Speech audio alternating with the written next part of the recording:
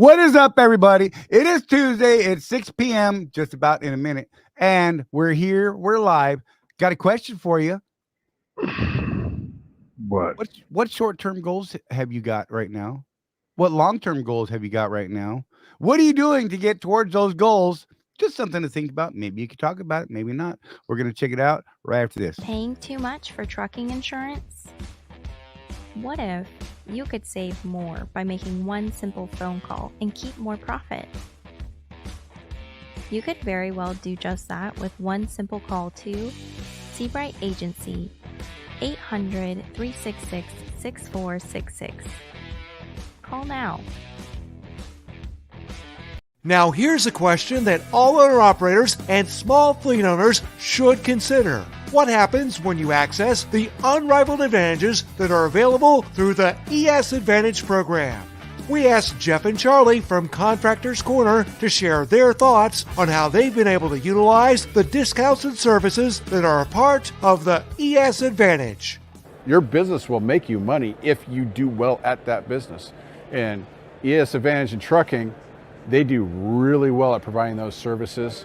So the effect that ES has had on our personal trucking operations, not even talking about what we do on the consulting arena. I've been able to save thousands of dollars a year in fuel because of the relationship with them. I have a new accountant that I work with, trucker CFO, that I learned about from ES Advantage. They're giving you that 10,000 yard kind of support from behind that creates a way for you to succeed, which is one of the things that we love, because anything you can do to help someone succeed is going to help them succeed. They make money by making sure you make money. Now, if you're an owner-operator or small fleet owner and you would like to learn more about how you can drive savings to the bottom line of your business, the ES Advantage program has the discounts and services that deliver the kind of unrivaled advantages that are designed to help you improve your overall operation. Get connected with the ES Advantage today.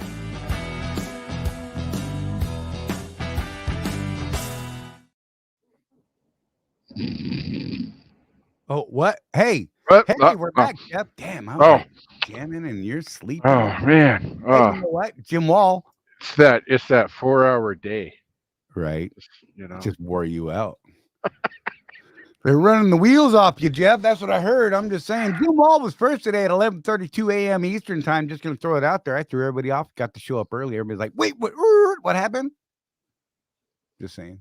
It's pretty funny. What's going on, everybody? Hope y'all are well. There's a bunch of people in and out of here. Chris Hamilton was here. Wimpy McPope, man, no excuses. You know what sucks about the 10-second rule on famous music stuff? You barely get to see Angus's fretwork. I know, right? In that chair set. That is an amazing video, people. You should go check that out for reals, because they have a camera angle on his guitar, and it's just freaking amazing to watch his work. That's all I got. I mean, I can't do that. Can you do that, Charlie? Maybe when I was younger. But this dude's like 200 years old and still goes on stage with those short pants and handicap thing. Look, this is my left hand. And that's the hand, my fret. Yeah, I can't, bro. I can't. Yeah. And my right hand's completely shot because it's the stupid one from the wreck, and it I'm lucky to make a fist. Let's be real. Oh man. Right? Let's see who else is right here. Bull stands up in here. He came out of the casino just to come watch us. Just saying. Did he really? Yeah. So so full send. How much money did we just save you? Come on. He's pissed because he feels like he left the jackpot inside. Oh, okay. Richard Cheese said George Thorogood has some new music out. Check it out. I will do that. I'm just saying. Trucker Tim's here. There's been a bunch through here.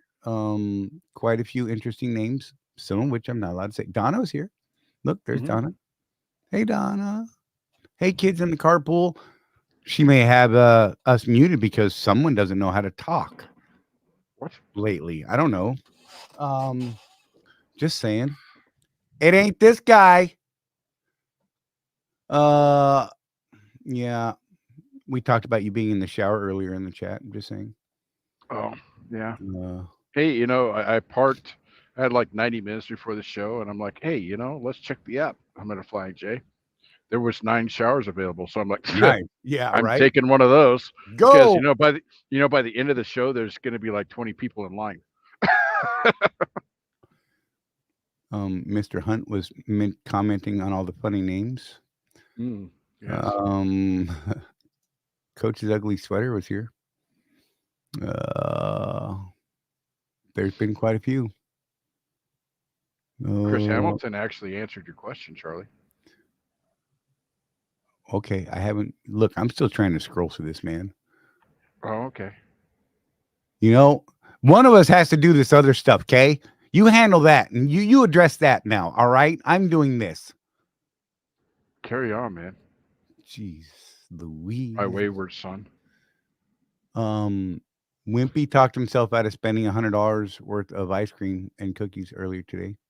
So, Wimpy, Donna is now officially going to come after you because you just gave me a craving, and I had the beaties, and so you're killing me, literally.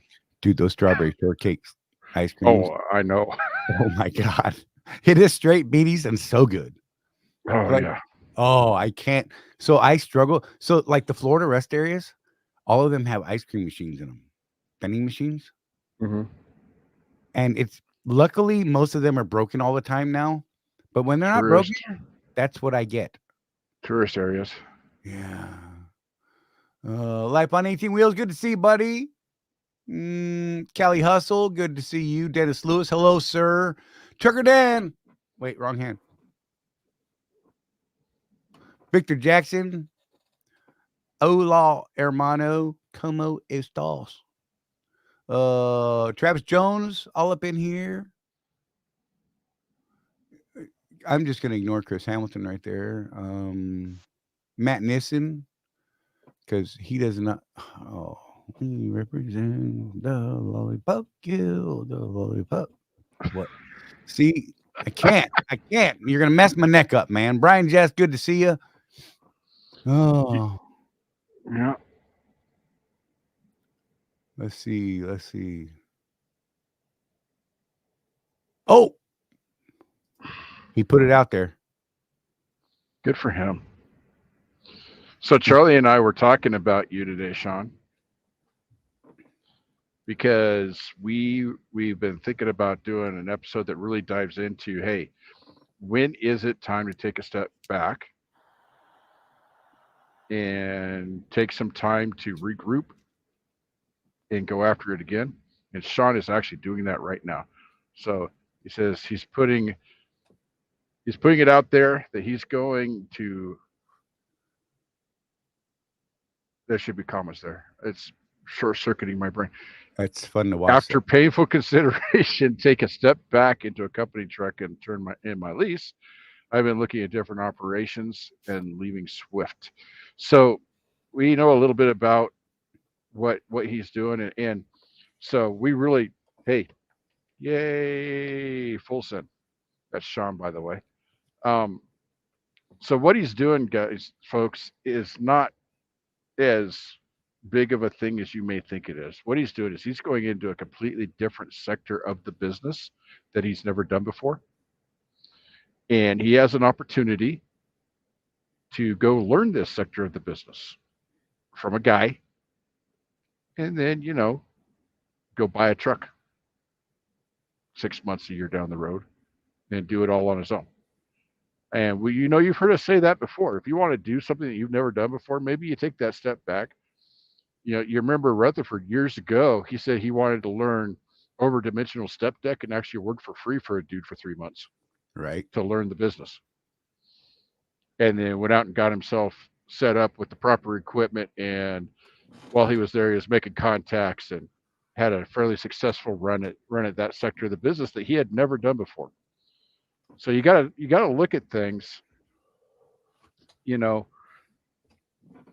industry-wide, regular line haul van freight in this country is not doing great, right? And maybe some of you guys are seeing, these flatbedders or grain haulers, um, aggregate guys, and they're smiling ear to ear driving down the road because they're making money. And you're like, gosh, dang it, I'm just not making money in this dry van gig. But do you know how to do that? Right? Right. Maybe you're looking at expedited freight like FedEx, Custom Critical, something like that. Now, that sounds pretty easy, right? All you got to do is drive the truck, 200 miles an hour for a day and get the freight there, right? But there's absolutely ins and outs of different sectors of the business. And if you're not familiar with it, it may be good to go to work for somebody that is going to teach you that sector of the business. Maybe you spend 3, 6, 9 months working for that person and they show you the ropes, and then you're back in the game as an owner operator. And I think that's just a great way to do it. Right.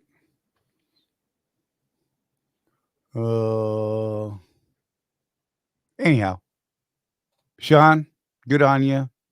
Not gonna knock you for what you're doing. I talked to you earlier about it, so you know how I feel about it. Chris Hamilton. Oh, he said, I see where you said he has answered my question. Short term, get my ES card fully funded halfway there, doing it the Jeff way, funding it the Jeff way, 5K goal. I dig it. Nice. Fighting idiots all. Wait, I should put it. If I'm going to read it, I should probably just put it up, right? Who knows what's actually happening? Fighting idiots all day in a van is bad enough. Let's put an oversized trailer into the mix. I don't know. Those guys make 3 times more than you do, Wimpy. I'm just going to put that out there. I mean, that's the nature of the beast when you're looking at how to make money in an environment like we have here in the States. If you're willing to do more, if you're willing to put up with more headaches, you're going to make more money. Now, for a lot of people, it's not worth it even with the extra money, and I get it. You don't see Charlie and I out there doing overdimensional step deck, do you? We were actually talking about that the other day, Charlie. I was like, maybe 15 years ago, but right now, I don't know that I just don't want to get out there and ratchet on chain and deal with all the permits and all that stuff. There is a lot to it, but absolutely, those guys make really good money that do that type of work. Sorry, bear with me 1 second. I'm texting someone. I apologize. No. Dennis Lewis, I switched from lease to company driver 2 weeks ago. I'm possibly looking at leaving my current company in a month or two. Yeah, I mean, it's a tough decision. I actually talked to Dennis yesterday. We were talking about what we're about right now. And yeah, it's a tough decision, man, but you have to, we talk to guys, and this isn't a Swift thing, folks. So don't think that we're going that way with this conversation. But if you're in a position where you can't pay your bills, you really need to take that step back. I mean, seriously. Maybe you don't just arbitrarily swap carriers, because it's like our friends at Swift always say, if the grass looks greener on the other side, there's usually a bunch of BS there. Good job, Jeff. True. That is true in our industry. These recruiters, it's a recruiter-based hiring process, and recruiters, I mean, anybody that's ever been in any branch of the service knows what the deal with recruiters is, and they're no different in the trucking industry. They will tell you whatever it takes to get you to go over there. So if you're going to do that, make sure you ask the right questions. You talk to some of the drivers over at that carrier, right? And not the ones that, the recruiter gives you the phone number for, because those are their buddies. Right. Find someone that'll tell you how well they're doing, really. That's the tricky part sometimes. Mm-hmm. Hey, Mike. Look, Chris, he said I would try that, but my physical disability prevent me from chaining and tarping. Bro, look, Rosie and I almost pulled the trigger and went to Mercer a few years back. I gotta tell you, I'm so glad I didn't, because it was what, 2 years after that. I'm in the current state I'm in. Right. It's been for the last 2 years. Oh, it would have happened much sooner and much worse. So I'm very glad I didn't. And even then, it was ambitious of a thought. It was an ambitious thought. Yeah. So I don't know. Dennis agrees with you. So true about recruiting. Turker Tim said, "Yep, recruiting was using the load board as a recruiting tool on Facebook. Look, don't get us started on that again. It's a trigger, Jeez. bro. Don't trigger us. Why are you trying to trigger us, Tim? Why, Tim? Why?" Go, Charlie, go to your safe space. Okay. Well, Oh man, yeah, recruiters. Yeah, they have. I can't really say they're bad people, but they absolutely have a job to do. Oh, is that your safe space? 3 cigars? my bad. Dang it, man. That's going to end up in a short, and then we're going to get lambasted. God. Look at the sloppy cigar smoker. Oh, that one. Can you tell that one's still stuck in my craw? Like, that was his big thing. This guy was like, what a sloppy cigar smoker he is. Hey, you'll never get Charlie to tell you that smoking cigars is good for you. Nope. But they're good for other people's health. You want to know why? Because I ain't choking nobody.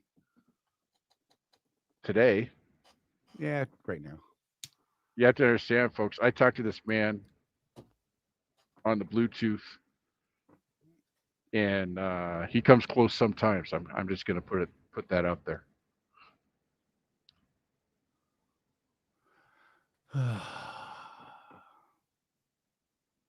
James, I ain't going to argue with you. I'm not putting that up there, but I ain't arguing with you. Tim said, I can at least say this morning the load board was pretty good with 5 pages of loads. Well, okay, not when I checked it, but okay. I actually contacted Swift. I said, "Do I have the wrong URL or something? Because I'm just not seeing anything." Because that's a thing, Charlie. I know you don't know this, but there was a while there where I had the wrong URL when we were testing it, and our guy at Swift was just like, "Oh, well, we changed the URL. Let me get you the new one." I'm like, "Oh, thanks, man." That's funny. Right. Oh, Craig. See, Craig is trying to trigger us, bro. He's like, because he already knows this is our trigger. He knows. And Craig, you're a bad man. Just throwing that out there. Craig said, recruiter said I could go 70, turn up my horsepower, my torque, and get great fuel discounts. Stop it, Craig. You can get your own fuel card and get good discounts. Right. I mean, you are running your own business, so yeah, that is technically true. Just not through the carrier in our case.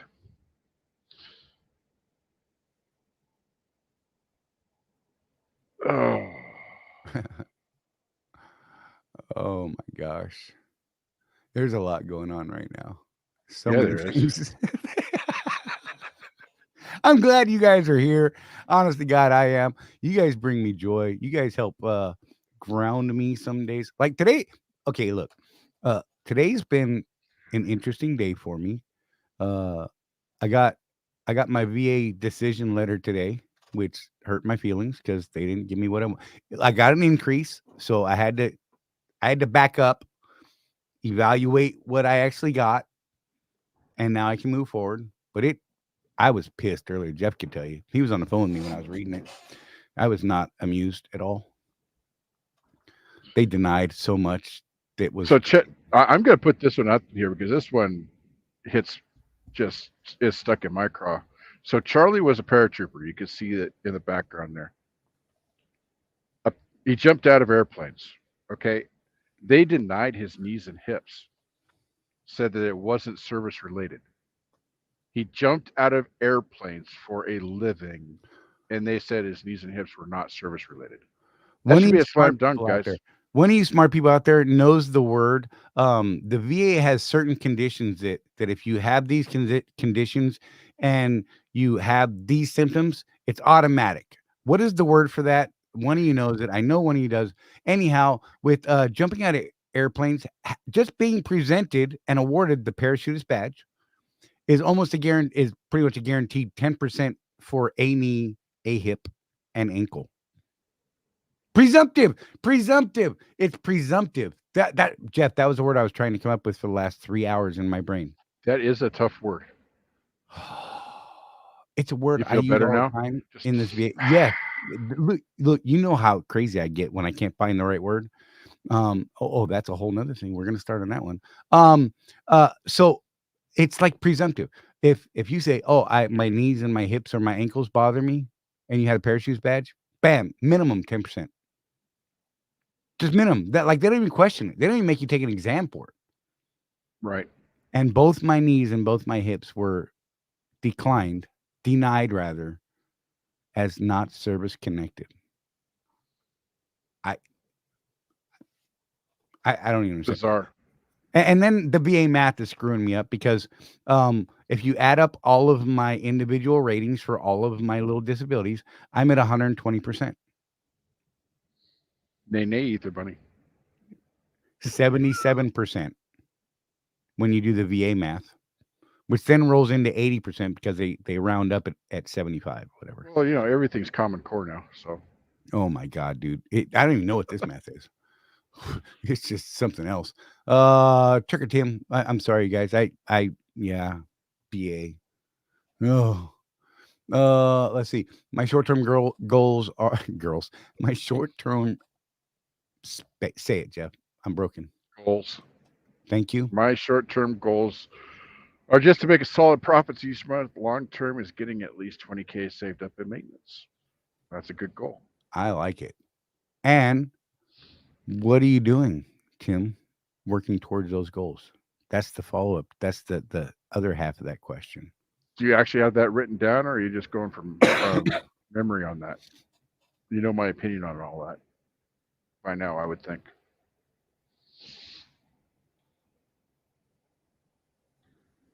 I'm not going into conspiracies.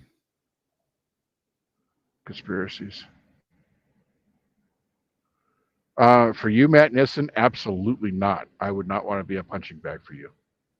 I would do it for you, Matt. Look, I'm not even blinking or smiling. I would do it. Matt knows I would. He knows without a doubt. I'd take a punch in the face from him if that's what he needed to do, especially if it kept him out of jail from doing it to someone else. Oh, okay, that's fair. It's just that his fist. I know it scares the hell out of you. Trust me. It's like the size of my face. Yeah, dude, it's not going to be good afterwards, and people are going to be like, "Why is the Elephant Man on the Road Warrior show?" And be like, "I'm not an animal," and you're gonna be like, "Arr, arr, arr." It's gonna happen. I mean, Matt, I will take it, bro. Just saying. Okay, Dennis, that's silly. I'm sorry, that's silly, but okay. Dennis said, "Why do you think I have not filed with the VA? I don't want to deal with the headaches of it." That's crazy talk to me. I mean, if you served and you're owed something, I would say. I mean, hell, my very first rating was 50%. It wasn't 0. My next one was 60. Just saying. Now I am where I am. Whatever. Craig, absolutely, sir. The vision. Write the vision and make it plain. Yes.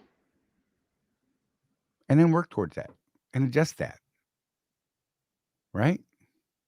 Yeah, Turkey Tim says he got 15 cents a mile going into his maintenance. There you go. That's the thing.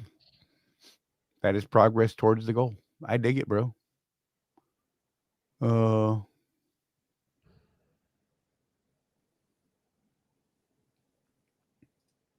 I'd save a full 20, but too much on the personal side. of things. Okay. To pay for. Yep. I dig it, man. That's legit. You know? Oh, no. Oh, that's a bummer, Matt. Guy sideswiped his passenger side fender and drove off. Oh my. Recently? Like today? Like just now? What? Inquiring minds want to know.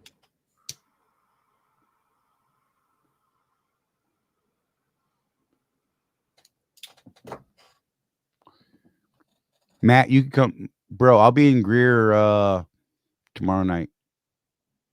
Thursday morning. If you're around, you can punch me, bro. Wimpy said, do you get interest paid on maintenance money? Nope. No, and we've gone over that before actually. There's different ways to do it. Right. And depending on your level of discipline, we recommend different things. And you have to decide for yourself what the best way is. The advantage to the Swift maintenance account is it takes some action to get that money out once it's in there. Yeah, it's a couple steps to get to it. So there's that little barrier that you got to think about it to get the money out. Right. Obviously, it's better to have it in an interest-bearing account. Absolutely. But what good does that do you if it's easy access and you go spend it anyway? Right.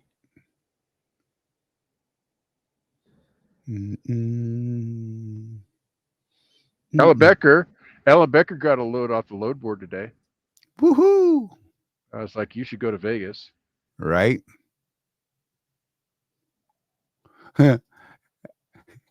Chris wants me to ask Michelle about his backpack. I will do that Thursday morning as I hug her.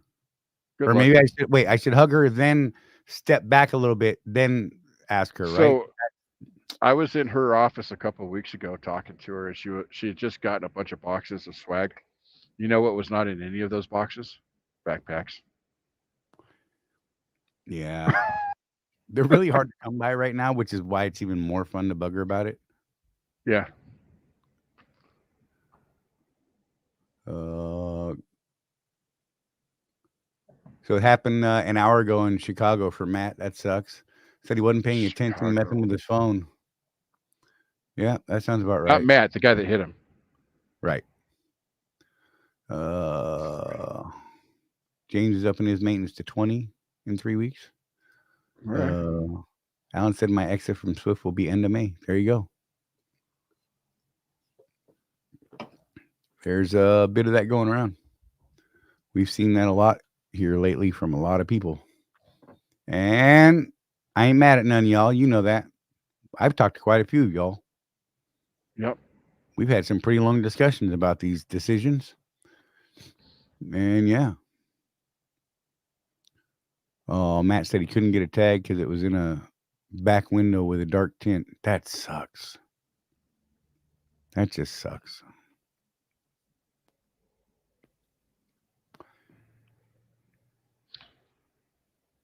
I wonder how that claim goes. Hit and run? Yeah. Timothy says Alan Becker was stalking me in Memphis a few weeks ago. I believe it. Alan's a sneaky snake, man. I'm a sneaky snake. I'm sneaky. I'm a snake. I'm a sneaky snake. I love every now and then I come across that one of him and it brings me such joy. I'm a sneaky snake. It's wrong. So much fun. Should use that in a commercial somehow. Somehow. I bet that one might just go viral in an ad. Right. Chris had his biggest settlement last week. Good for you, brother. I'm glad. I'm very glad, actually. Yeah.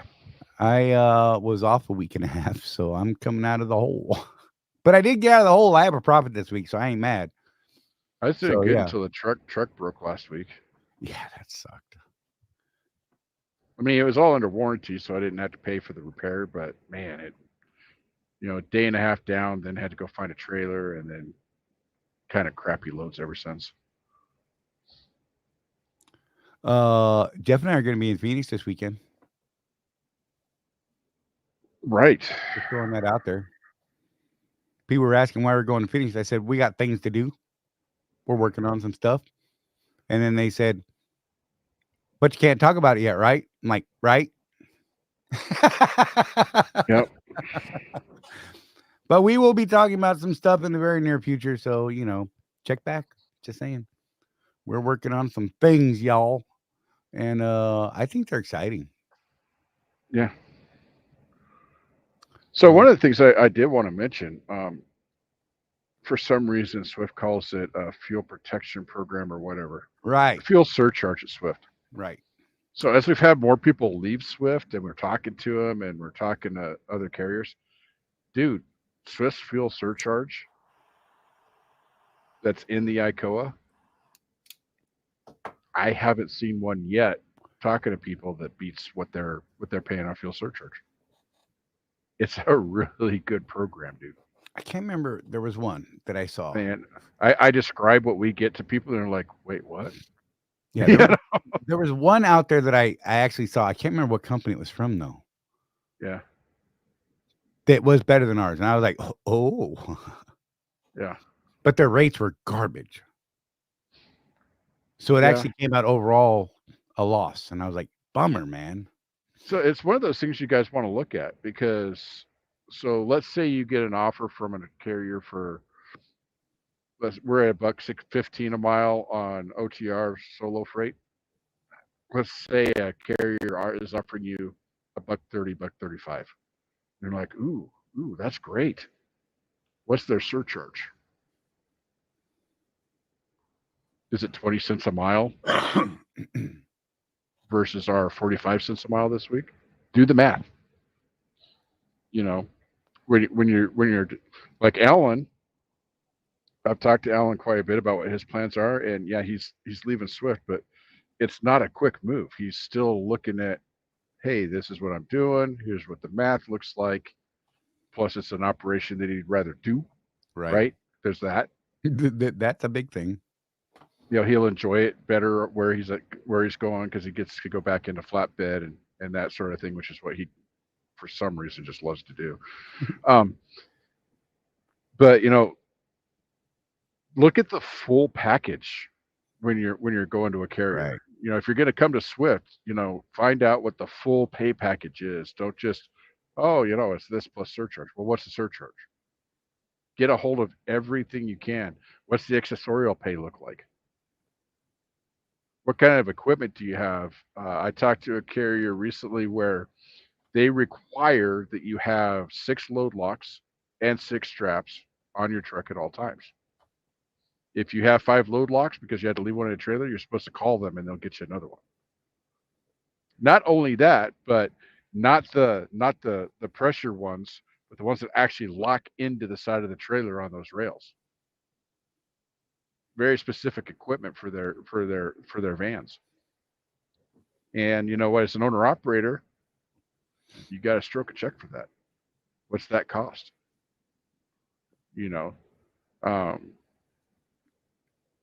There's all sorts of little things that people just don't think about.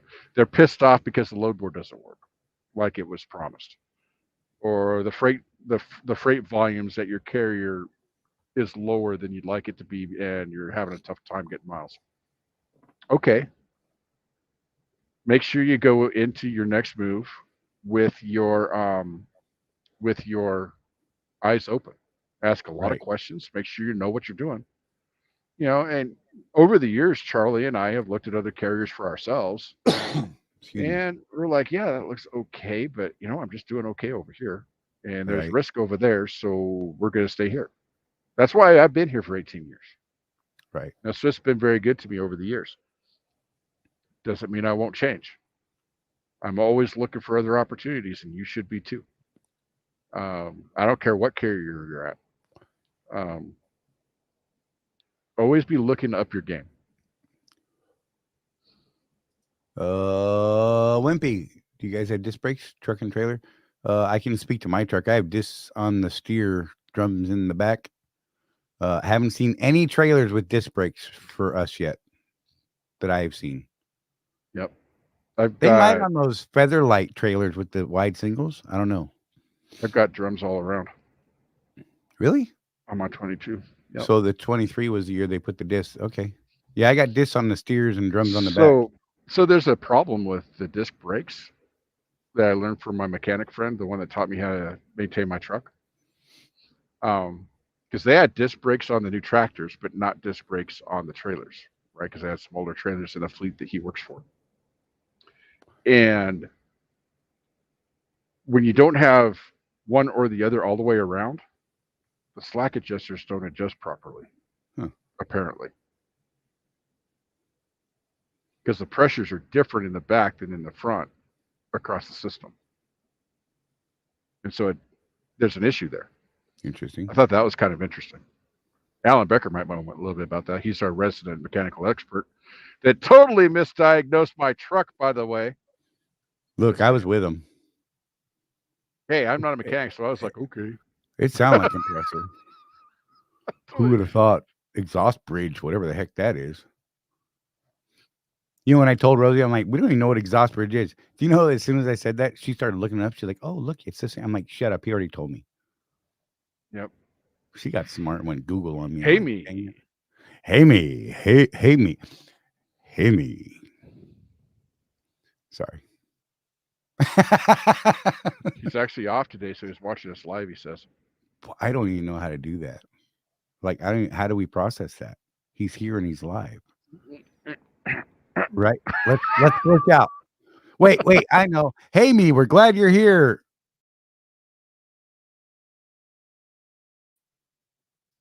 Just kidding. The heck was that?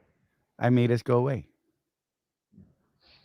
Yeah, Alan, I understand disc brakes perform better and this and that, but do you know anything about the mix and match configuration in a lot of the fleets? Is that really an issue?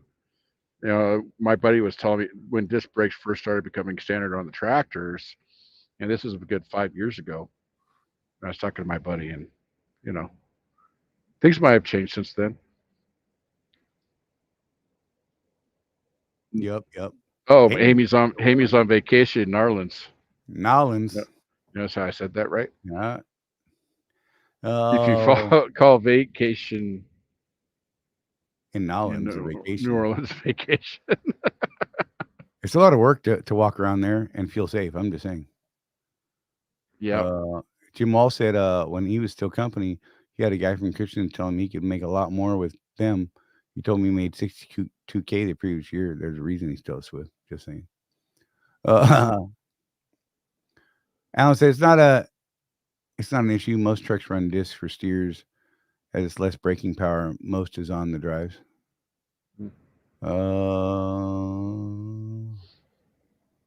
Turkey Dan said he's drums all the way around too. Yeah. Yeah, technology on trucks is slow to change until the government says they have to.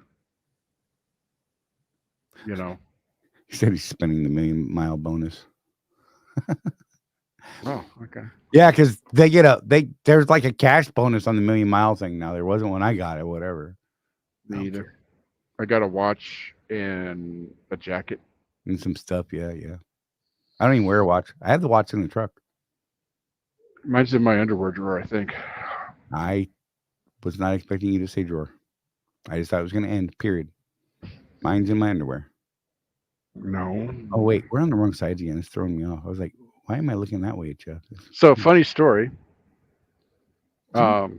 We thought that little Pete, little Petey, had stolen the remote control for the TV and was watching TV nefariously.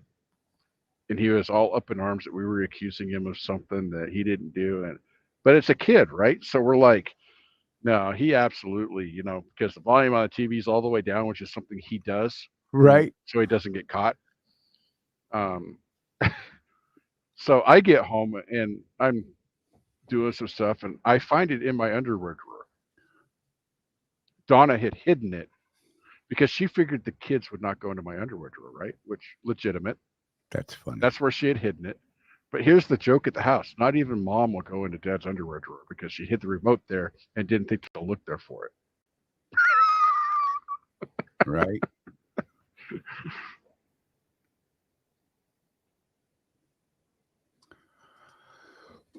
Excuse me.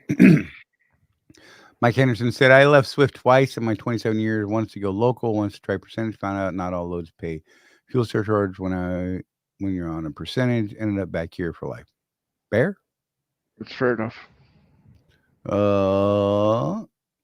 Hamey said, my short-term goal is keeping my old 2016 running and paid off my house long-term, buy a used truck when my 16 gave up, and get a multifamily for rental. They call it house hacking. I dig it. Yep. And what are you doing towards those things now? Just saying. Alan said disc brakes last 200K if maintained. If you need to replace that rotor, not only is it heavy as heck, but it'll be the same price for one new rotor as it would have been for all 4 drive drum brake pads. Oh, crap. Wow. Okay. Something to think about. So maintain your brakes, Charlie. Cost of ownership, right? Man, I went way more than that on drums, that's for sure. Yeah. Drums and shoes. Way. Good Lord. Yeah, on each truck that I've had, I've replaced brakes once, and it was towards the tail end of the lease. Mm-hmm. Like that 500,000 mile mark. I had to replace a set of steer shoes one time because I got an oil leak. Yeah. And shoes got contaminated with oil. Sounds like country song. So I asked them, so how bad is that? Do I really need to do it? And they're like, well, do you want your truck to catch on fire? That's fair. Country song. My shoes got contaminated and I had to replace them. What? Yeah, Alan, but you could do a lot. You talk about doing a lot of stuff that we're just like scratching our heads on. Yeah, right. He's going to send me a video, he said, back there somewhere. Where to go? Alan, where are you? I'll be doing a video to send you, Charlie. I'm installing injector retainers to prolong the injector cup replacement. There you go. Okay. Yeah, I'm so afraid of doing things like that. Not going to lie. I'm afraid to open that up. In about 5 years, we might have that up on the YouTubes. Shut up.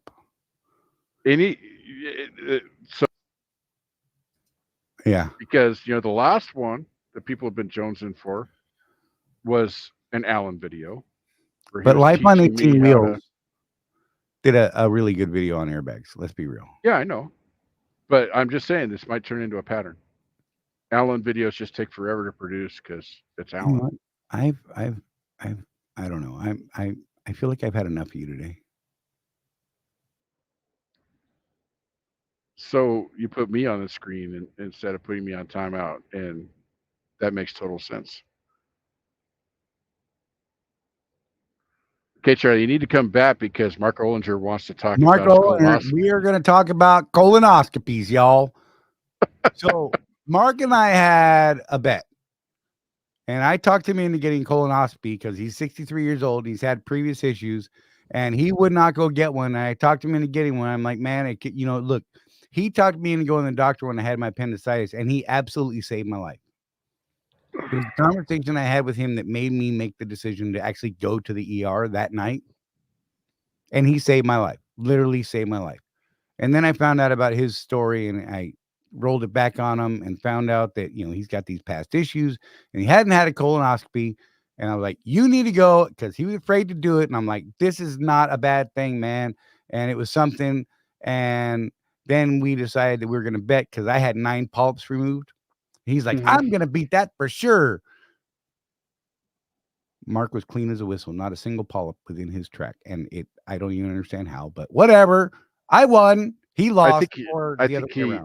I think he eats raw hay out of the field. That's what it is. That's probably what it is. Miriam's making him eat hay. So, yeah.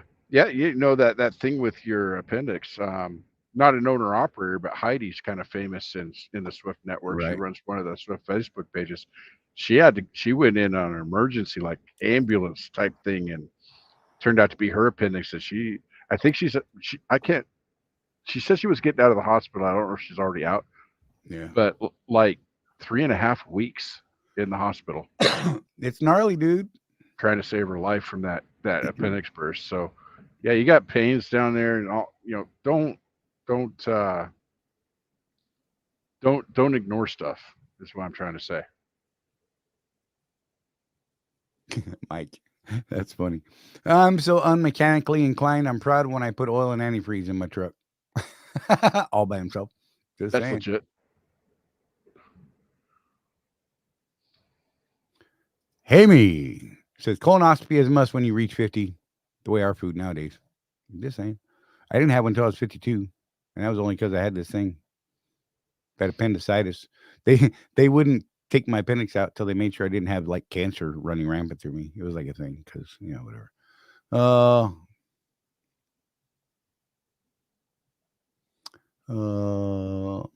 Anyhow, Mark, I'm glad you went. Glad things worked out. I am.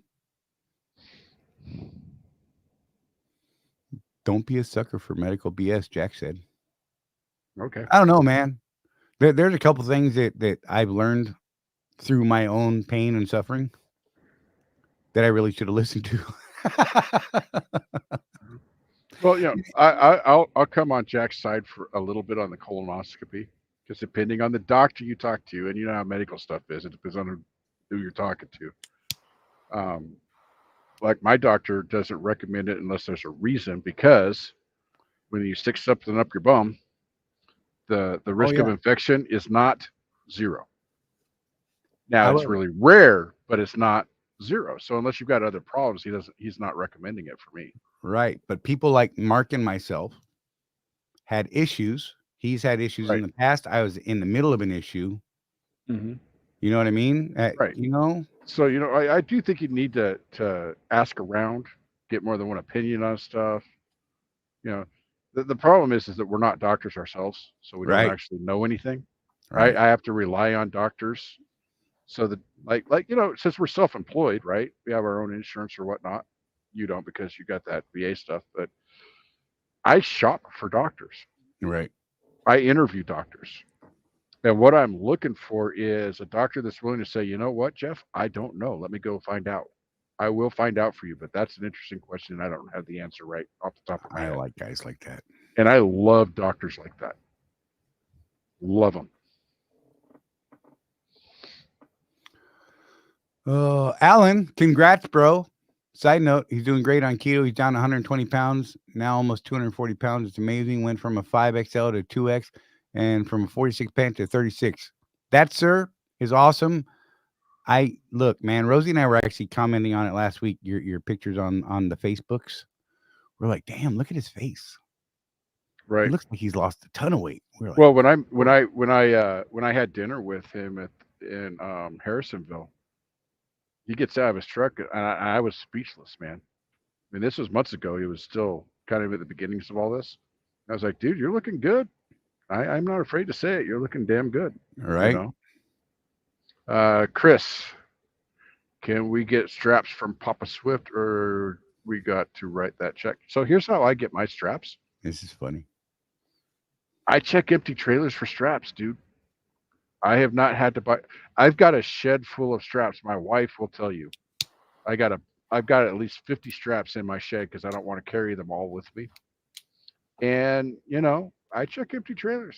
They're lifted in a trailer. Fair game as far as I'm concerned. But no, Swift will not pay for straps. You can get load locks from them, but not straps.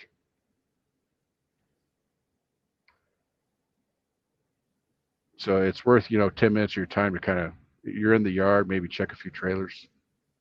That comment right there, that's legit.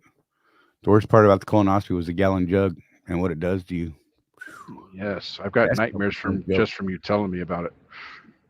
Amy said, congrats, Alan. Look, Mike Henderson, he ignored his acid reflux so long he ended up with cancer and had to have his esophagus removed at 28 years old. Oh, that's terrible. Brian does the same thing. Finds him in empty trailers all the time when he runs OTR. Next time you have a few extra minutes at a big DC, check trailers. Just saying. Mm-hmm. Alan says he gets his from empties also. And some of my straps may or may not be orange with black lettering on them. I've got so many different color straps at this point. It's ridiculous. Or yellow with lettering on them. And They all came out of Swift trailers or Yep. trailers I was pulling or about to pull. Yep. Yeah. Timothy said Swift will pay for straps if it's in the shipper information in the notes. Mm. They'll reimburse you for them. They'll send you a little RO for it or whatever, or what you know.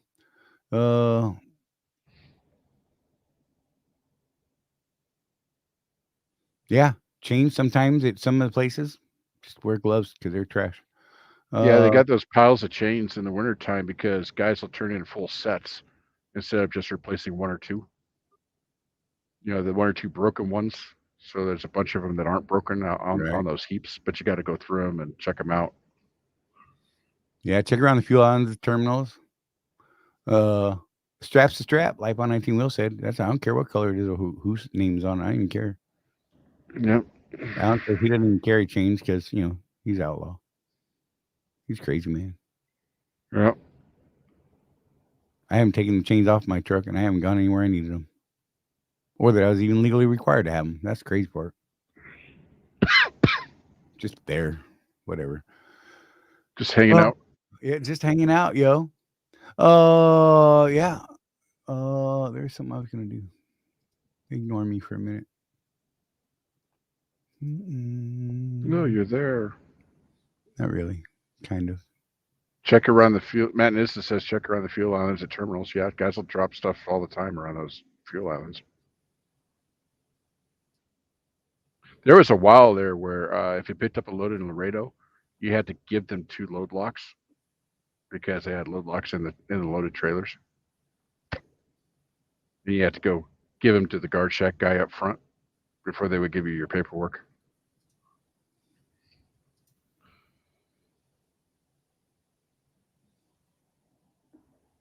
Hey, yeah, in Colorado, I always forget the months. I think we're past it this year, but in Colorado, they will ticket you when you don't carry chains on specific months. So I have not heard of them actually doing that very often. They'll set up, like if you're going up the I-70 up that big pass up by Vail, they have a chain check station set up, and they will not let you pass that point unless you have the requisite number of chains. And then they'll give you a nice ticket to remind you to go buy some.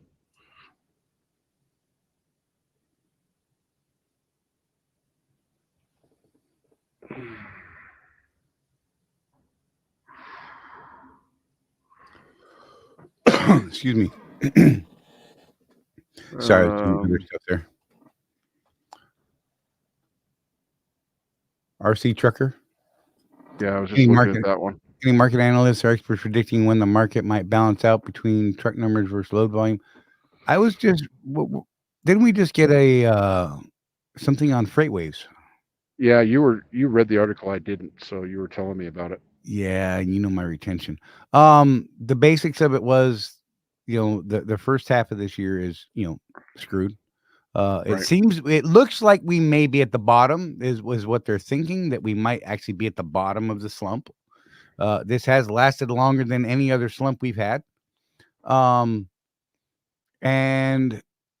they believe that us being at the bottom means that we will start to climb. The climb is the problem. Right. How steep, how quick? That's the big question. The other bit of information from that article you were telling me, Charlie, is that this slump has officially lasted longer than the COVID bump. Right. So bad. It's not great times for anybody. We of course are in the trucking industry, so that's what we focus on. But man, it's not just the trucking industry; it's everybody. I just read an article of dubious repute. I will say that because you see these things on Facebook. You go read the article, and you're like, yeah, okay, maybe they farmed that data though. You know what I mean? But they're saying that housing foreclosures year over year are up 170%. So that's a little concerning. That's crazy. Well, and you see the memes, right? And I totally sympathize with this. You go to a bank for a mortgage, right? and they say you can't afford it, but the cheapest apartment you can find is $500 more than your mortgage would have been. That's kind of crazy, right? Right. You're looking for a mortgage for like $1,200, but the cheapest apartment you can find for your family is $1,500. How does that make sense? You know, it's weird.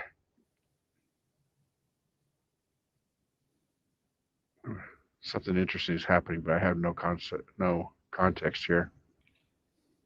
Alan's saying I would relocate to better freight. Where's that?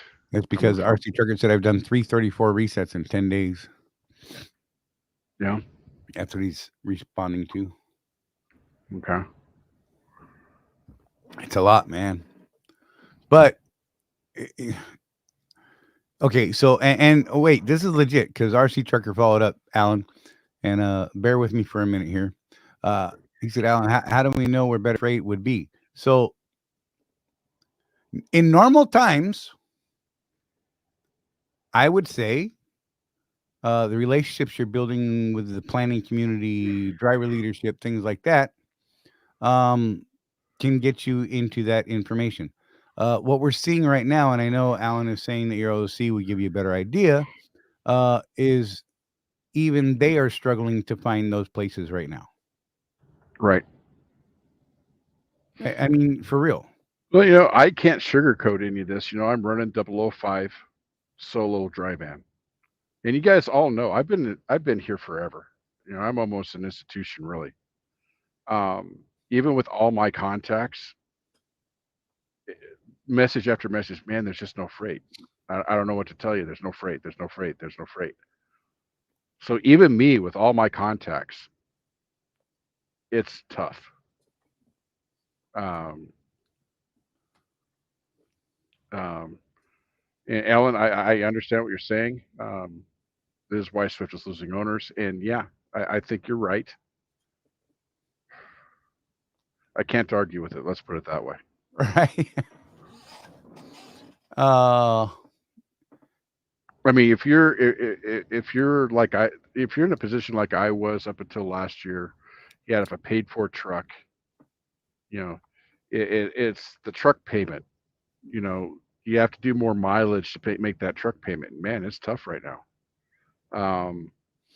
If you got a paid for truck, literally, I used to tell you guys, with a paid for truck, I could turn the key, go take a load, and I'm in profit for the week just off of one stupid little load, right?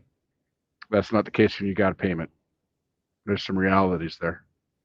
Dumpslow Cooper said insurance, property taxes going up, doubling mortgage payments.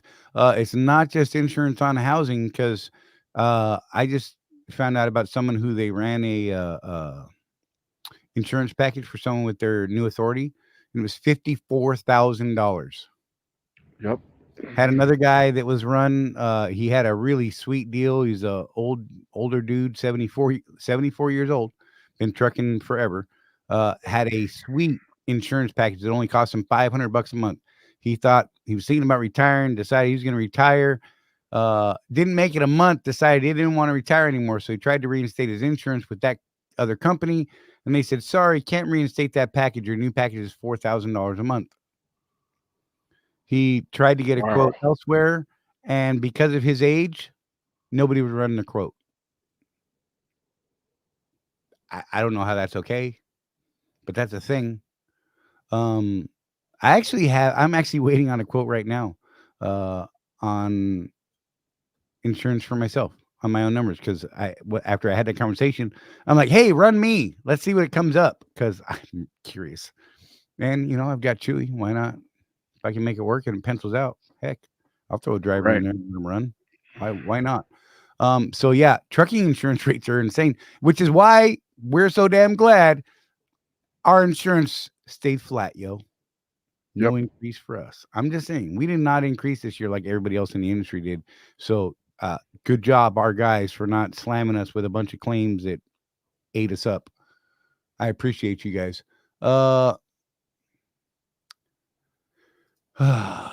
These rates are the new normal. I don't think that's true. I think the rates are going to start.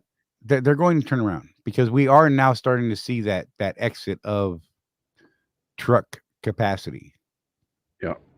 Well, one of the conversations I was having with someone at Swift in the office was, you consider the fleet size at Swift, and I think that the action for the turnaround, it's going to take longer for a larger trucking company to see the benefit of it than a smaller trucking company. You know, if you've only got 100, 200 trucks, and all of a sudden there's more freight, you can react to that. But when you've got 11, 12,000 trucks, that it takes a little bit more of a bump for you to actually feel it. I think that the mega carriers are more stable, right, long term. But when you're looking for a turnaround for your one truck owner operator business, I think that you've got a little longer wait with the megas than you do Right. with a mom and pop, because they're gonna, you know, again, 30 to 200 trucks, they're gonna feel it a lot sooner than 12,000 trucks. Right. And you know, if those smaller companies are running on a spot market, those rates are garbage right now. They are absolutely in the dumpster. You know, they're Yeah. saying according to that article I was reading, I think they said contract rates are 20 or 30% above what the spot is right now. Mhm. And that a lot of those contracts are getting hammered right now because it's renegotiation season, and those carriers or those shippers are saying, "Hey, we want to pay less," and carriers saying no, or they're taking it and hurting themselves long term. It was one Well, of the things that Swift was talking about. yeah, I was gonna say, if you saw the press release that Adam did about where he's wanting to take the business overall, they are done underbidding. They're just done. You know, rates have gotten to the point to where some of their contracts didn't even make a profit. And he's like, yeah, we can't continue to operate that way. So that's why you guys are seeing a lot of the dedicated accounts go away, because on purpose, Swift is telling these people, look, no, we Right. are not hauling freight for that rate. Pound sand, adios. Come back to us when you're serious. And so what we're seeing at Swift right now is this is part of what's going on at Swift, I think, is that they're putting their foot down and saying, no, we're not hauling that cheap freight, quote unquote. You know, we have to make a profit. We have to pay our people, our drivers, our everybody. And no, we're not doing it anymore. So eventually, I think that strategy, Charlie, is going to work for them. Yeah. Or it's But not. right, or it's not. I should, you know me, I'm pretty positive I about know. this stuff. I see what Adam's doing. I understand it, but there's this time frame where it hurts, right? So it's Eh, interesting. I like watching the big boys play in their sandbox. Right. You know, you always learn something when you talk to these guys, when you see what they're saying in the media and how they're presenting their business. You know, that's something you guys, you know, again, road warrior entrepreneurs, you are an entrepreneur. When someone like Adam Miller has a press release or a video or something, when he says something, go check out what he's saying. Right. Learn something. You know, he's playing at this level, we're playing at this level. And we want to get as far up to, as entrepreneurs, we want to up our game closer to what that level is. Now, I never want to be a Swift. I'll just tell you that right now. I don't.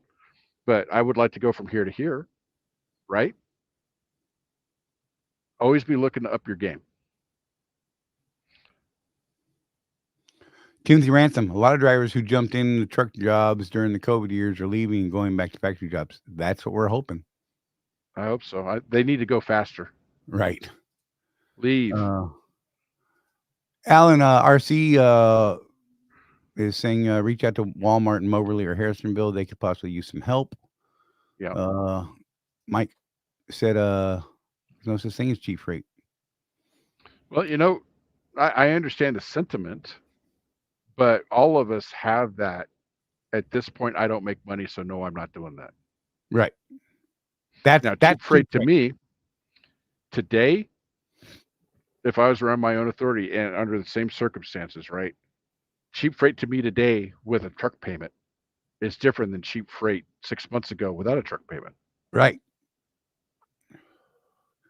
And that's where I think the argument of cheap freight really falls apart is these guys, oh, cheap freight is, and they pull a number out of their bum, right? Mhm. No Anything under analysis of $3 a what's mile is cheap freight. right. Well, why do you need to make $3 a mile? And if you could tell me, well, it's because my insurance rates doubled this year, so I can't make money unless it's okay. I'll buy that. I understand that. But don't just be out there, Mr. Greedy Puss, saying they owe me. Nobody owes you anything. Nobody owes us squat. It's up to us to make our way. We chose this when we decided to become owner operators. If you want somebody to owe you a paycheck, you can go get a job. JOB. Nothing wrong with that. But that's No. different. You know, we give up security for a bigger upside. That's why we're in business. The potential, not the guarantee, but the potential to do better than we could in a job. You got to define that yourself too. You know, what's better to me is not better to Charlie, for instance. It's exactly right, Craig. It's all about knowing your numbers. It is. Mhm. Because like we were saying, look, what's cheap to me is gold to someone else. Right.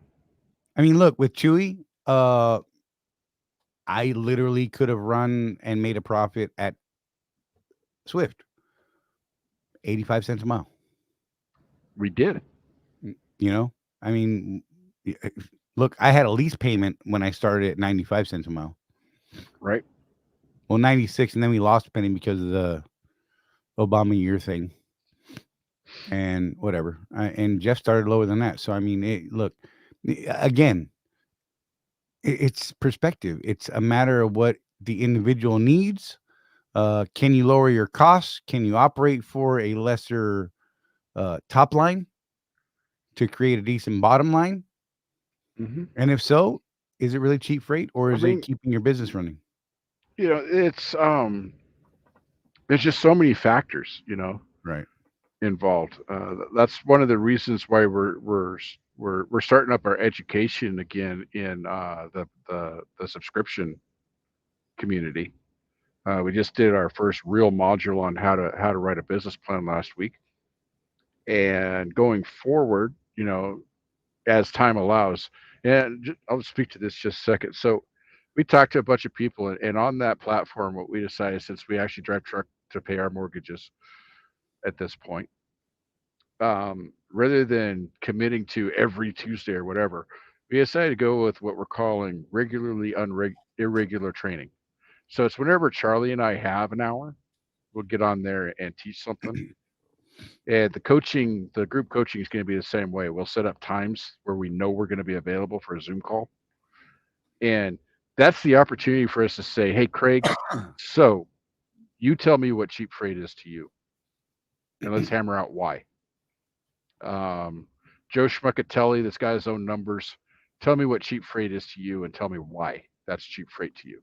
And let's see if we can't. Let's go over books. Let's get the hive mind, into this, and figure out how guys can lower their expenses and raise that bottom line.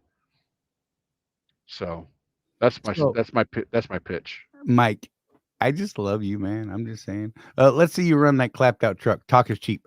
I absolutely could go run that truck right now. Other than the fact that I need 4 batteries for it because they're all completely dead right now. I could literally go run it. Is it physically good for me as it sits right now? Nope. But it's mechanically sound. It'll pass the DOT. It's ugly as sin. I need to update the entire suspension, put a great seat in it. Other than that, I mean, paint it, I guess. I don't know. I don't care what it looks like personally. I really don't care what a truck looks like. Make a deal to get a wrap. I'm just saying. I'll go pay someone to spray a crappy clear coat over the garbage paint that's on it right now, and then wrap it and call it good. Just saying. But that truck could absolutely run and make money right now. Could absolutely. I don't want to do it because of my health, my physical issues right now. That's the Right. only. I haven't sold that truck. I still got that truck sitting over in the property right now, and was just talking about. I was just talking about. I've got a fallback. Yep. No matter what happens, I have a fallback. Anything drastic happens tomorrow. Let's say Swift goes bankrupt tomorrow and close the doors. I got to go buy 4 batteries. I had the money to go buy 4 batteries. I can go buy 4 batteries, and that truck is ready to go. There you go. Hell, it's even got at least, I think it's got at least a half tank, maybe 3/4 tank of fuel in it. Still good. Just saying. What the heck, Alan? You changed your. He did. your He swapped. thing. He swapped accounts. He killed me. I know. I saw it. I'm like, oh, there's a gear change. But yeah, look, man, it's all good, bro. Look, you could crack on my truck. I don't care. Look, people used to laugh at my truck all the time. They're like, "Oh my God, what an ugly truck." The And first say, time I "Wanna saw compare Charlie's bottom truck, lines?" the first time I saw a Chewy was when we were in Vegas the first time, Yeah. and I see Charlie getting out of it, so I know it's his truck. But I'm like looking at this thing, going, "Huh." She's ugly, but she can make money. Yeah. I don't care what you say. And I wasn't getting slammed by DOT all the time. I literally, I mean, look, other than the paint being ugly, you look at the tires, I've got the best tires out there on the market. I took care of the truck. You open up the hood and it looks good. I take care of the important parts. I don't care what the paint looks like. There isn't parts falling off of it. There isn't a bunch of broken parts hanging off of it. Everything's where it's supposed to be. It just needs paint. I have seen guys in truck stop parking lots with a can of Rust-Oleum. Right? Hey, Jack, get this. I actually parked that truck for 2 years once with fuel in it. Once again, put new batteries in it, rolled it around to a fuel island, topped it off, and drove that truck from Phoenix to Florida with no problems. Mm-hmm. After it being sitting for 2 years, having not been started. Just saying, man. Okay, that's funny. They're afraid to crawl under it. Dude, I'm telling you, it looks good. I mean, it's whatever. It's cool. I don't care. You guys You ever hear want. you ever hear the stories from some of those way station guys? And when the bull haulers come through, guess who's doing that inspection? The newest guy there. It ain't gonna be me. Oh, Tim finally got out of the headwinds. He's been in headwinds for like the last 2 days, I think is what he said. Yeah. Oh.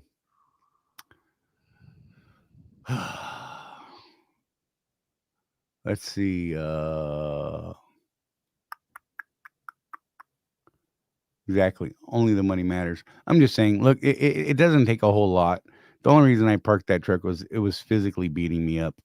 And there were some things that I wanted to do to it that I couldn't do to it at the time. It's got some weeping seals. They're not even a DOT issue yet. Just saying. They're not leaking. They're starting to weep. Distinctions. Words are important. Let's see. Siphon that old fuel before it goes bad. I saw that one. There you go. Alan said he's upgrading his batteries and I can have his. Look, man, go. I just need to start a couple times. I'm good after that, right? There you go. Yeah, Jack said, seriously, you guys notice higher winds lately? Seems like he's constantly fighting high winds.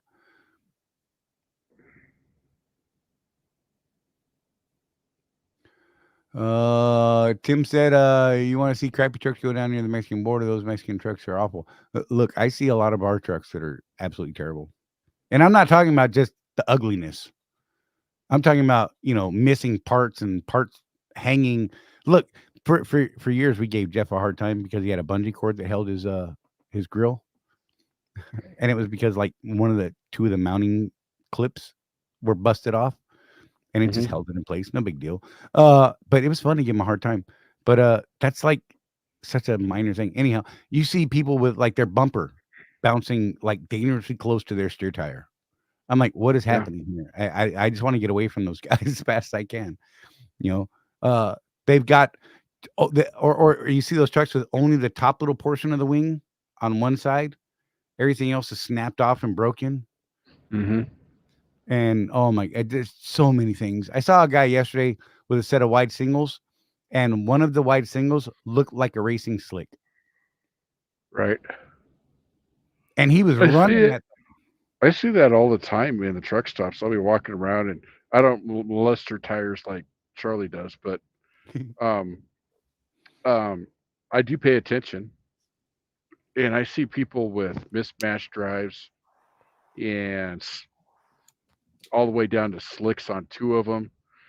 The one that drives me nuts, Charlie, is on the same axle, slick, brand new tire. Right. Oh God, it just And they hurts me. don't even put the brand new tire on the inside. They put it on the outside. It just Can drives you me. that's got to be causing axle problems, man. It's crazy. Not to mention, it's just wearing away that brand new tire to nothing so fast. It's just Yep. scrubbing it away. Scrubbing it away. Oh my gosh. Look, it's funny, man. I mean, look, you can talk trash about you. I don't mind. I know I can go make money with you tomorrow if I need to. That's more than Mike some people Anderson say. says, I'm in Midland every day. Oil field trucks are total garbage. I'm going to take you a task on that. Are they? I mean, you think of the job they do. They probably aren't pretty. Well, I know they're not pretty. Yeah. I'm in Midland quite a bit myself. But they're definitely working. Definitely working. It's kind of like the phenomenon where, so that Porsche, Charlie, actually makes an SUV, It's odd. right? Now, if I pay $120,000 for an SUV, it's never going off road, right? So what's the point? If I was going to work the oil fields, I would fix up my 16 because it's already looking kind of trashy, and run that. I wouldn't run my new truck, So those guys, man, I was stuck at this pilot in Carlsbad, New Mexico, and man, really nice people. Jeff felt like he was out of place just looking around, though. Yeah. I felt like I needed my peacemaker strapped to my side, a cowboy hat, the whole 9 yards. It was one of those towns. It's an oil town, but yeah, it was interesting. There was me and another OTR guy there at this little pilot. Everybody else was like frac sand people and pipe, and so I'm just gonna stay in here because these, I mean, let's be real. We do a good job at what we do, but oil field workers, you're looking around going, yeah, so these are real men. Maybe I just let them do their thing. Right? It's that perception you have, right? Lamborghini made an off-road version of the Aventador. I don't even know what that is, man. I'm not even gonna lie. But Lamborghini making an off-road version of anything just sounds insane to me. That sounds crazy as all get out. Now I feel like I need to look this up because I don't even know what that word is. With the price of the brand new Jeep Wranglers and CJs, I know they're built for off-road, but man, that's a really high ticket item to be taken off into the woods and going mudding with. I'm just saying. Wimpy said Charlie's back would feel so much better running the oil fields. Yeah, on a full-time morphine drip. Because that's what it's going to take me. Yeah. Will, we were talking about, though, the actual hardball roads in the oil fields, smooth as glass, man. Smooth as glass. It's weird. Yeah, Mike said, not saying they don't make money, but I sit here at the Loves watching all these guys trying to keep their trucks rolling. Hey, Yeah. they're working on them. New Tacoma's up to 65,000 now. That's crazy, man. That's my truck, man. Those used to be affordable. So I have a thing with the Toyota Tacoma. I really like them. And I would just, I want a pickup so I can go camping and fishing, right? I do not want a full size truck because I don't want to be asked to help people move every weekend.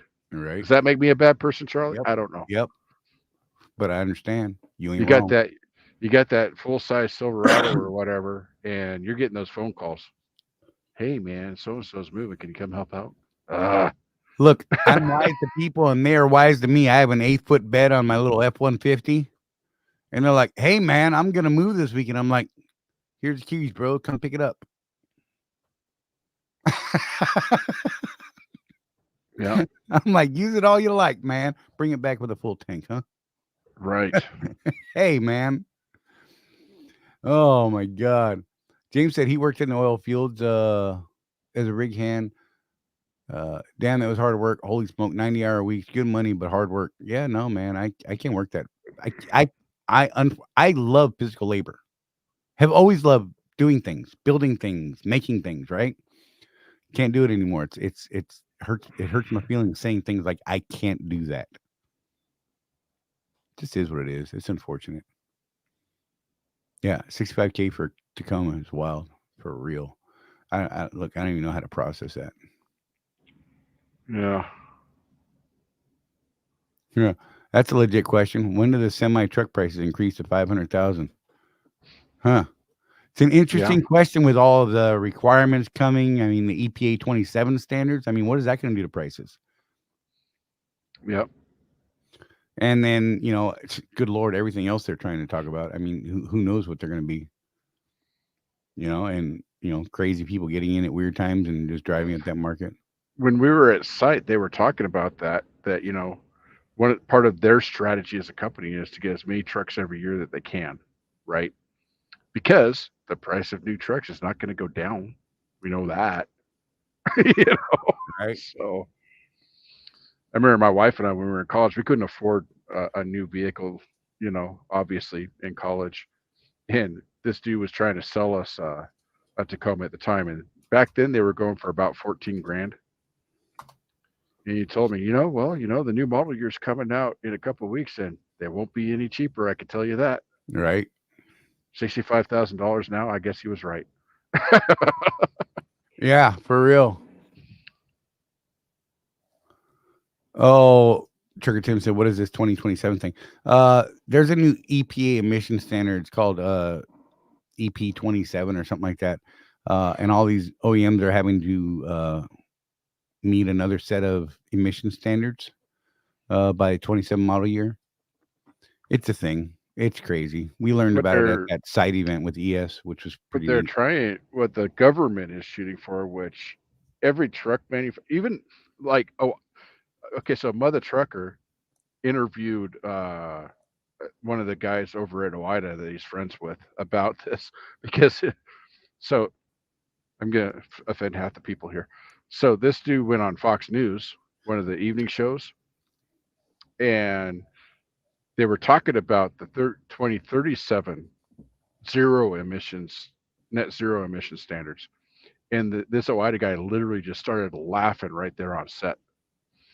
And Mother Trucker was asking him, so was that legitimate? You were laughing, you weren't play acting or nothing. He's like, no, man, it's ridiculous. How are you going to have a Class 8 truck that's zero emissions? Right. It's not going to happen. It's just pie in the sky, and it's going to cost the industry billions. It's crazy. And it goes absolutely nuts. And the standards that they're trying to enforce on people are, I don't know, man. I guess they're realistic somehow. I don't know. In some world, whatever. I don't think so. It just hurts my feelings. And all that stuff just is driving prices even higher. Let's be real. Yeah.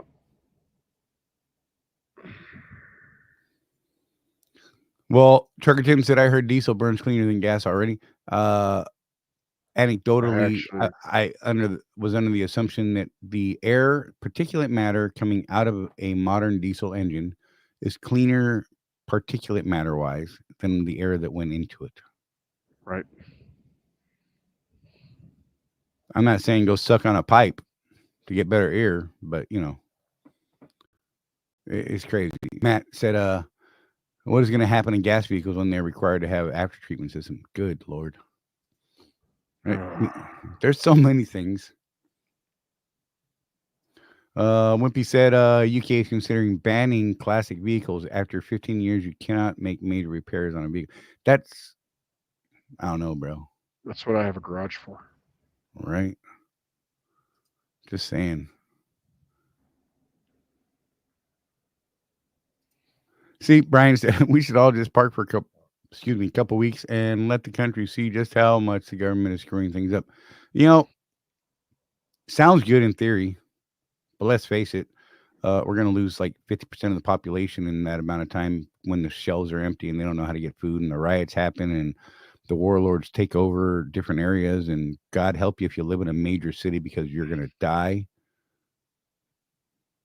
Just saying, the chance of you dying in a city like that, something like that happen, are astronomical. Yeah, you know. Let's see what Mike said. Back in the day, my grandfather said he would never buy a car that cost more than he paid for the house. They paid $23,000 for their house in 1976, right? Oh man, I was looking at the classifieds in my area the other day, and they've got used cars that cost more than that now. So here's a funny thing. So in the 80s, my sister bought a house in Astoria, Oregon, on a corner lot across the street from the park, 2 blocks from an elementary school, 3 blocks from a middle school, overlooking Young's Bay in Astoria. Beautiful house. Basement, 2 stories above that. Beautiful house.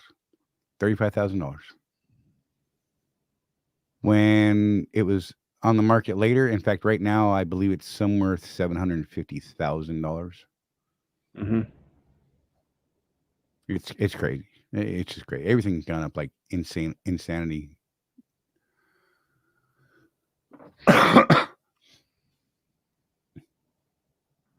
Right? Yeah. Right. Go ahead. The problem with any of this talk of shutdowns and stuff like that is that most people won't do it. Right. You know, you can't get 2 truckers to agree on hardly anything. So Right. it's kind of a big nothing burger of an argument. You know, the biggest protest we had was that convoy across America. And how many trucks? Do you remember how many trucks were in that? That was actually pretty successful. Yeah, I remember. But it wasn't 500.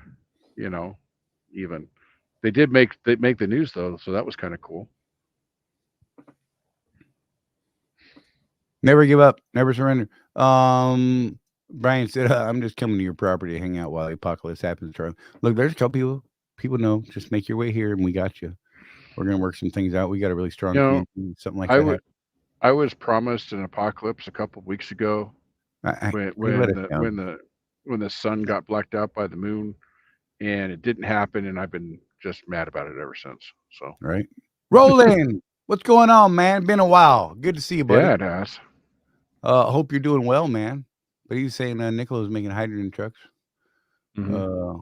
Timothy Ransom said the batteries in a Tesla cost $23,000 to replace. I can't imagine how much a battery would cost for the EV truck. They actually had that, and they were right around. They were saying at the time that it was right around $25,000 a battery. For the whole pack, or just no, a battery? Yeah, and it requires at least 2. But it might have been higher than that. Now I can't remember. I feel like I'm saying things that I'm not sure of. Miller Trucking said, Jeff just hit the nail on the head. You might shut down, but 20 others won't, and they will take the load you turn down. It's true. Mm-hmm. And that ain't a lie.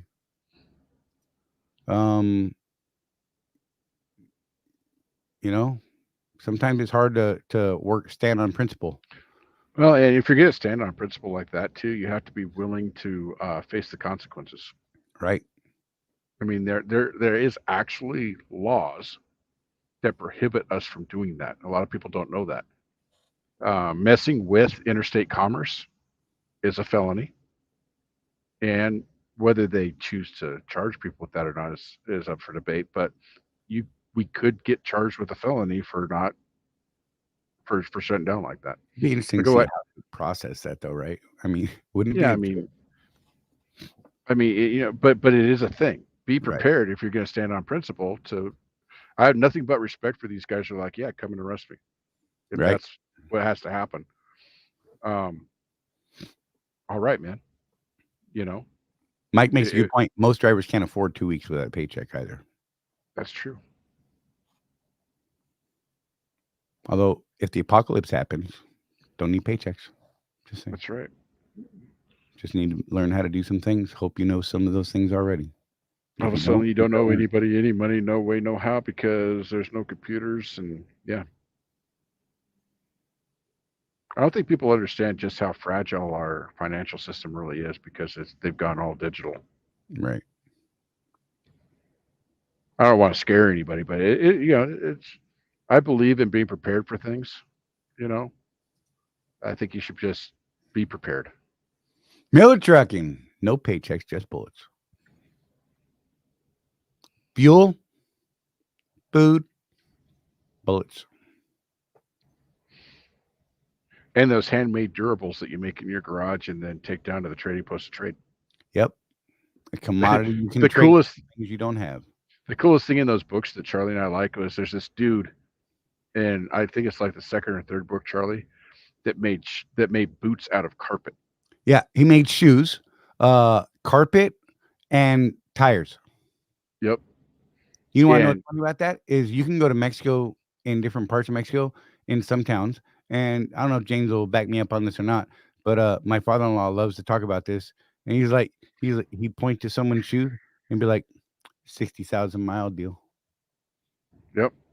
Because it's still a thing. Look, you can do some stuff with some little bit of ingenuity, some canvas, and a piece of tire rubber. I'm telling you, man, give me an old set of wide singles, and I'm going to make 30 pairs of shoes at least. I'm pretty sure. Yep. A single wide single. I'm telling you, I've got some canvas. Yep. It's going to take a while to sew them suckers by hand, but I can do it. I know how. Just saying. Yeah,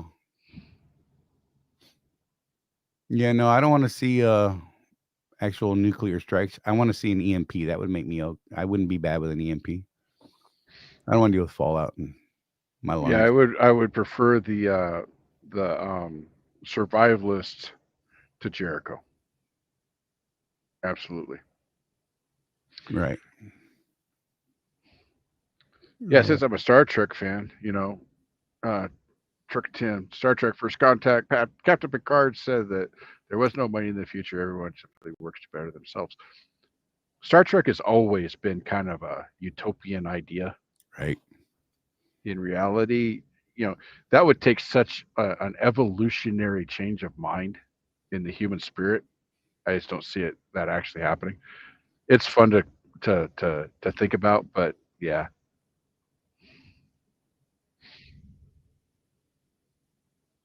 Oh, here Mike said a good book on EMP attack. 1 second after, by William.